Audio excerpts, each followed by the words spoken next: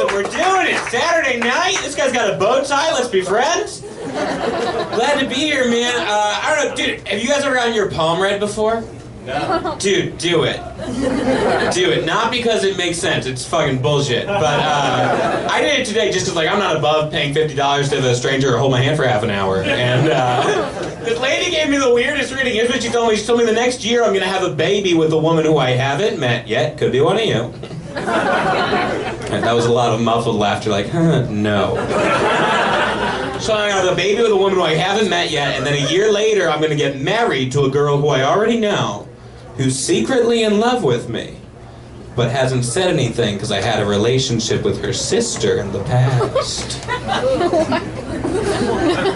Guys, I'm going to be the star of my own telenovela!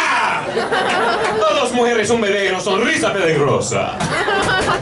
I'm going to have a baby with one woman and then marry another. That's 2 season finales. And does everybody speak Spanish? Yes, thank you for saying that in English. God bless you. Usually what happens is always like one drunk sorority girl who's like, Clara, que se? And then I try to talk to her in Spanish, and she's like, but not really. Nah. I just did a semester abroad in Arizona. Like, I don't really use to be good. I love that language. Spanish was my favorite class in high school, because you guys remember how, like, a high school Spanish class, that's just a regular preschool class. But some of it is in Spanish. You're immediately just singing nursery rhymes to you, like, buenos dias, buenos dias. Everybody, join in. I'm good, senora, thanks. You just made me sing in front of the whole class, now I'm all embarazada. Oh, that means pregnant? Well, god damn it! I just think it has to be embarrassing for Spanish teachers when they're around real teachers. And, like, they gotta act like they have the same job. Like, can you imagine being in a faculty meeting going over your lesson plan next to real teachers? They turn to the history teacher, what are you guys studying? Oh, the imperialistic effect upon the Navajo peoples with the whatever bullshit. It's like, great, okay, that sounds smart. And then they turn to the physics teachers, like, what are you guys doing? The physics teacher's like, physics! I don't know enough to do an example. But then you get to the Spanish teachers, like, what are you guys studying? Oh, well, this week we're working on identifying colors. Okay, next week we're just wearing sombreros. It's Cinco de Mayo, huh? Also, I think one of the boys in my class is pregnant. Weird. I know. You guys like babies, or do you live in D.C.? How are we as people? Oh, whoa, very D.C. response. You guys were all like, we're gonna sit this one out. I like babies, man. I don't understand why everybody hates babies. Especially artsy people hate them a lot. I went to an art school because when I grew up I wanted to be a waitress. And all my artsy friends who think they're like social justice warriors hate babies so much. It's not like they don't want to have a baby. They hate other people's babies. Which doesn't make sense. That's the least justifiable bigotry. Right? Like, there's shitty people in every group. Except for babies. I've met misogynists. I don't agree with them, but I get it. I've been hurt by a woman before. I understand what happened. No one's ever been hurt by a baby. You've never been hanging out with a baby for a year and a half and then found out they were playing peekaboo behind your back the whole time? Never, like, worked up the courage to go up to your favorite baby and be like, I love you, baby. And the baby's like, that's not what this is.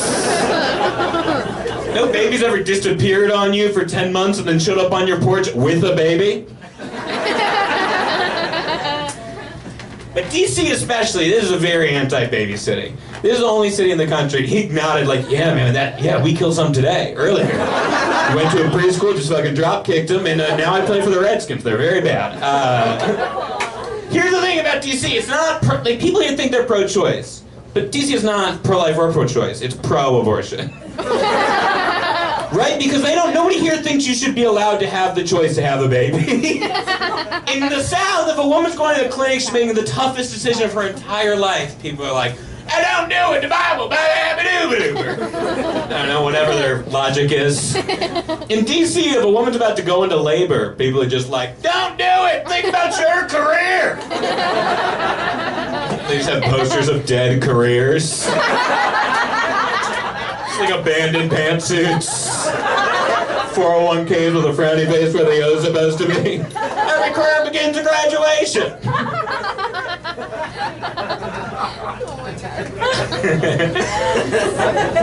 I have a girlfriend, don't want to brag, but we kiss, and love her. I want to marry this girl. I want to marry her, or I did until I found out how much engagement rings cost, and now it's up for, we'll see. Do you know how much an engagement ring's supposed to be, miss?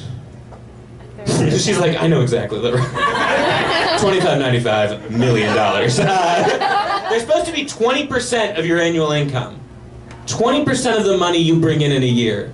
Which, I don't know about you, like, I love my girlfriend, but I can't survive on just 80% of what I borrow from her. Like, that's not a lot of money.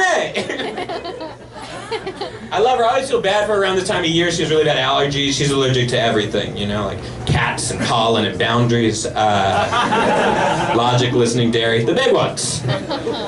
But what's the weirdest thing about my girlfriend is that she reminds me of my mom, which you don't want, you know what I mean? They say it happens, and you're like, that'll never happen, and then you're making out with her, and you're like, ah, fuck! What, am I on a field trip I don't like? God damn it!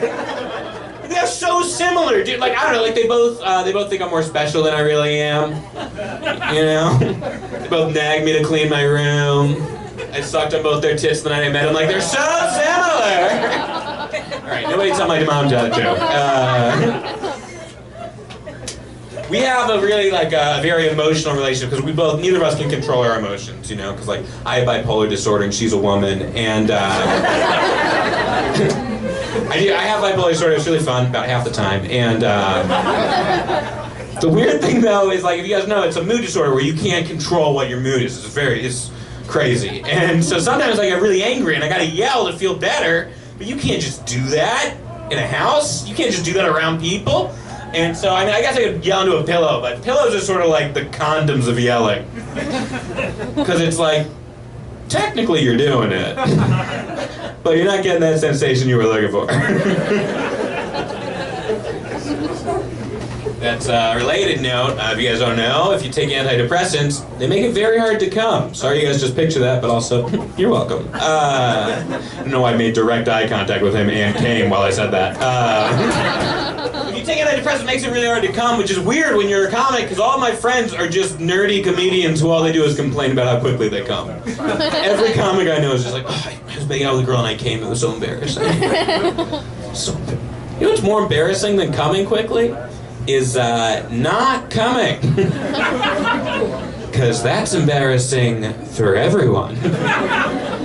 Because that poor girl is just sitting there looking at herself like, oh my God, am I ugly?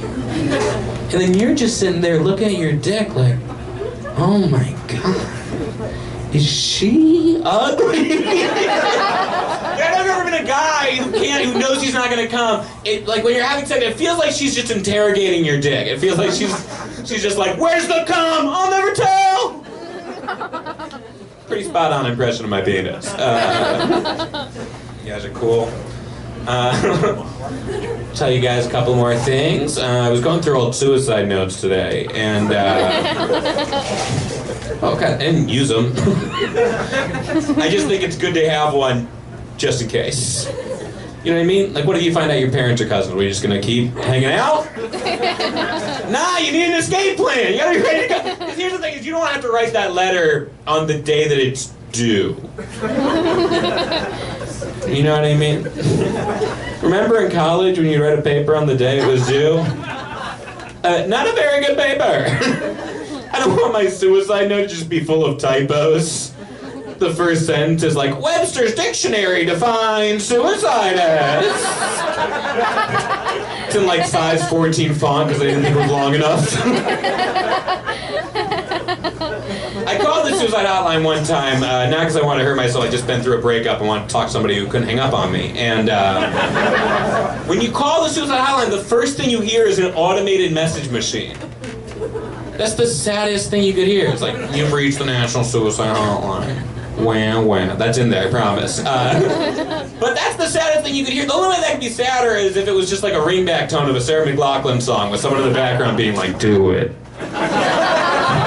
You know what I mean? I think they should try and make you feel better when you call in. Is that reasonable? I feel like when you call into the suicide hotline, they should try and treat you like you're the winning caller at your favorite radio show. You're just like, hey, you've reached the National Suicide Hotline and you've won 4 tickets to see Taylor Swift!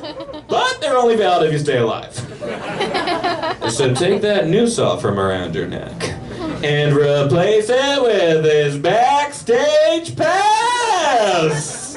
Then call up 3 of your friends who love and care about you and would be so sad to live in a world without you.